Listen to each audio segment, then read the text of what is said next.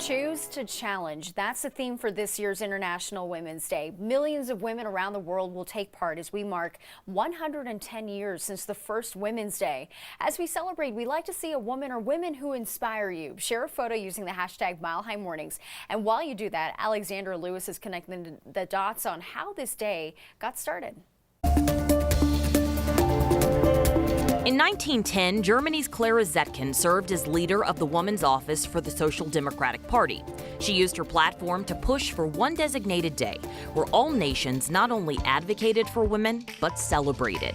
A year later, it happened.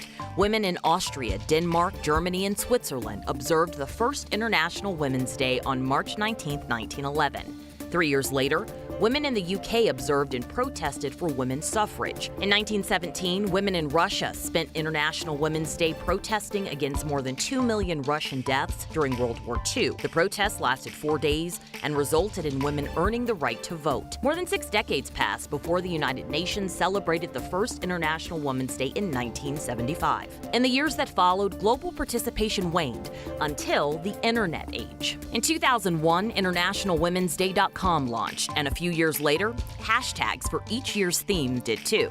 In 2011, President Barack Obama proclaimed March Women's History Month and encouraged Americans to celebrate the accomplishments of women throughout history.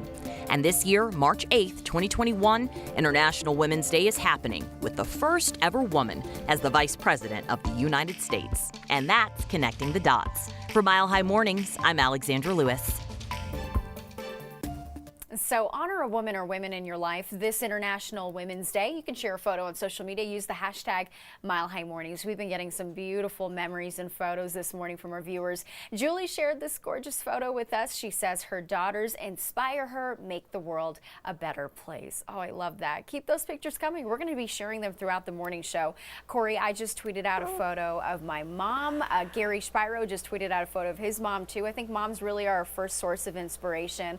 And for me, my mom taught me everything I know. She continues to inspire me, encourage me every single day, and tell me that anything is possible with heart and dedication.